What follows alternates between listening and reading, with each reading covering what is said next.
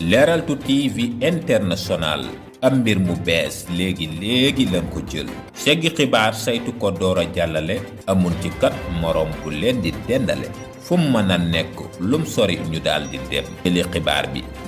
léegi def ko bëm Leral TV International abonné partagé tey aimé.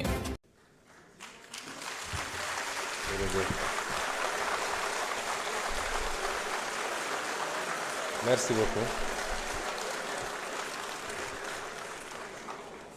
Monsieur le Président de l'Assemblée, honorables députés, mbokk Sénégal yëpp li ñu yokk ci mbirum bor bi rek mooy monsieur le ministre de l'économie dafa wax ni borom bor bi moom xamoon na bor bi waaye ñim ko war a wax waxu leen ko waaye bëgguma ñu tënk ñim ko war a wax rek waa bitim réew wala waa Fonds monétaire ñi ci jiitu mooy le peuple sénégalais. Parce que ci turu peuple sénégalais la ñu leb te bor pour mu mën a lew cim réew yéen député yi bi ngeen di voté da ngeen autoriser le président de la république ne ko at wi mun nga leb lu toll di sàngam donc bor bi warul génn ci autorisation boobu kon bor bu ñu yëgalul assemblée nationale bi ñu koy contacter. nekkul ci cadrage budgétaire bi bor boobu dañoo wor askanu Sénégal ndax dañ koo jël ci turam te moom yëgul te moom moo ko war a fay ñu def ko ci anam boo xam ne respecté wul procédure yi moo tax liggéey bi jeexagul dañ koy continuer ndax ñaar war nañ koo def benn bi mooy surtout lu jëm ci dette bancaire intérieure bi mais bor bi yépp il faut ñu càmbar ko ligne par ligne clarifier ko def un rapport boo xam ne normalement sax gouvernement da ko war a publier wala ñu adossé ko à la loi de finances bi ngeen xam ne moom ngeen war a wote loolu souci de transparence la mu am it ay comptes yoo xam ne li ci jaar ci bor bi dafa bëri lool te respecté wul procédure yi am na ci benn boo xam ne moom rek diggante 2019 ak 2024 lu mat 1300 milliards jaar na ci loo xam ne amul benn surveillance muy lu ñu war a mottali la ca des nag mooy li nga xam ne moo concerné le peuple sénégalais parce que dafa am ku laaj léegi presse réponse la à cette situation dégg nañ nag ñenn ñi ci opposition ñuy critiquer waaye lenn rek laa bëgg ngeen laaj leen face à cette situation ñoom lan la ñu proposer comme solution qu'il propose une seule solution lu dul di essayer def négation ci loo xam ne àdduna bi yépp léegi dëppoo nañu parce que lu toll ni FMI lu toll ni les agences de notation lu toll ni BCEAO du ñu valider ay chiffres ay données yoo xam ne tegul fenn kon dañu nekk ci autre solution moo tax bi mbir mi amee nu ne ñu ngi wut ay solution financière parce que ministre des finances wax na ko déggoo nañu daanaka ak FMI ci discussion yi lu bëri loo xam ne ñoom dut la woon ci ñoom wala weddi nañ ko bi ñu ñëwee toog ak ñoom mujj nañ koo dëggal ci suñu capacité ramener le déficit ci nañ ko bëggee sur les projections de croissance et cetera mu des benn rek mooy le financement est-ce que dañ ko boucler wala duñ ko boucler ñu ciy liggéey nag ma ciy féliciter toutes les équipes du ministère de l'économie et des finances ak du ministère des finances et du ministère de l'économie di wut ay solutions yoo xam ne yu yaatu la lii ak waa bitim réew moo tax barki démb gis ngeen ma tukki ànd ak ministre des finances ak directeur de cabinet ci wàllu woowu la waaye ñun dañoo mës a gëm ni yàlla bay sa tool te war nañoo fexe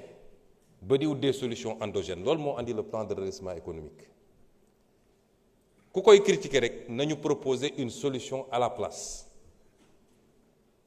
plan de redressement économique bi ñaar moo ko tax a jóg ba ca jëkk mooy fexe ba li nga xam ne lu fondamental la ci ñun ci financer suñu koom ñu fexe ba bañ koo jéggaaniti parce que les financements extérieurs sont des financements yoo xam ne dafa bëri conditionnalité te problème bu ndaw bu amee ci réew mi ñu suspendre ko ñu ne kon nañu fexe ba yiy farata ci ñun ci suñu programme nañ ko utal financement moo tax soo seetee les 790 milliards yi ñu génne ren pour presse bi lan lay financer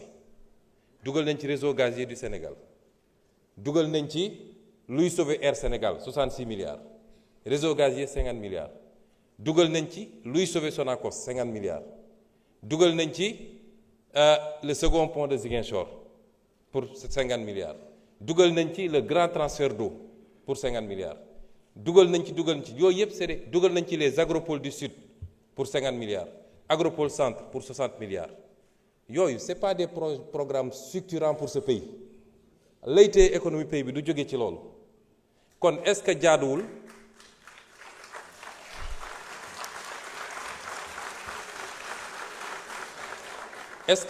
ñu war a mën a demander au peuple sénégalais ñun ñëpp bëgg le bien-être du Sénégal état nag financement am du jóge ci poosu nit jógewul ci poosu président Bassirou jógewul ci poosu premier ministre mais financement état la ca ëpp ak noo mën a leb la ca ëpp mi ngi jóge ci contribution intérieure yi mi ngi jóge ci l'impôt gi état yépp nag ci àdduna ñun bokk nañ ci zone yu gën a néew taux de pression fiscale réew yu la gën a développé ñoo la ëpp taux de pression fiscale ñoo gën a mën a réclamer seeni population ñu fay l'impôt kon su dee dañu bëgg réew mi defaru soit ñu continuer ci maquillage bi ñu ne woon di wër di leb di làq lenn ci bor bi wala ñu ne am na loo xam ne war nañ ko mën a defal suñu bopp waaye lan la ñu laaj Sénégalais yi est-ce que dañoo taxé ceeb bi wala diwlin bi wala courant bi wala déedéet non fexe nañu ba cibler des types de dépenses yoo xam ne du ci dépense essentielle pour ki koy def loolu ci yërmande la ci ni ñuy taxé muy les jeux de hasard muy le tabac muy les boissons alcoolisées ak yeneen ak li nga xam ne effortu état bi la ci réduire le train de vie de l'état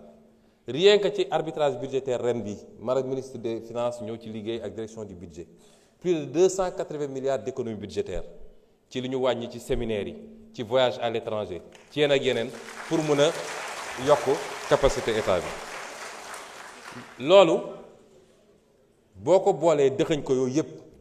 moo ñuy permettre ñu dégager des marges budgétaires waaye une partie du presse parce que 499 milliards moo jëm ci financer des projets sur les 790 milliards ak yu des la ca des dafa dem ci consolidation budgétaire bi ñu xool nu ñuy faire évoluer le solde budgétaire te soo seetee mi ngi jóge ci moins 81 milliards pour nekk tey ci presque moins 600 milliards ça veut dire que presse bi am na impact bu significatif ci li ñuy def kon temps bi du mayee ma tënk li nga xam ne mooy impact presse bi parce que dañ cee liggéey ak le ministre conseiller économique du président de la République nga xam ne mooy coordonnateur bureau d'intelligence et de prospective li nga xam ne ci wàllu impact économique net détaillé contribution nette au PIB de 229 milliards représentant 1,6 de croissance supplémentaire loolu ci contribution économique la impact budgétaire et soutenabilité nette dina contribuer à la réduction nette du déficit public de 2,1 de pourcentage pour nous rapprocher des critères de convergence de l'UEMOA. Les recettes fiscales nettes supplémentaires s'élèvent à 392,6 milliards. L'épargne publique nette passe d'un déficit de 566 à 196 milliards. La dette publique en pourcentage du PIB, amélioration significative wax naa ko léegi. Pour les impacts sectoriels nets différenciés li mu wane ci secteurs yi secteur de construction dina afficher un impact net de plus 510 milliards soit 7%. Secteur industriel 222 milliards, secteur énergétique 133 milliards, secteur télécommunication 63 milliards, secteur transport 50 milliards, secteur agriculture 42 milliards. Yooyu yëpp c'est des progressions sectorielles. L'impact sur l'emploi. Jërëjëf. Je vais y revenir.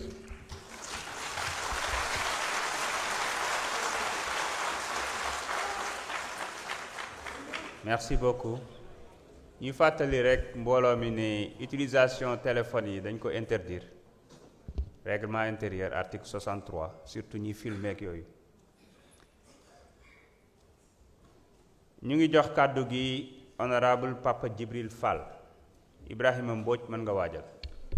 Leral 2 TV de mooy jox lii di askan wi xibaar yu leer wér te wóor te teg ko ci màndu day indi ni nëbbu woon askan wi jox leen ko ci réew mi ak biti réew wax jépp day woddu del topp tey abonné tem boole kook déglu partage tas bépp gox lu ñëw de bum yendu partage tas bépp gox lu ñëw de bum yendu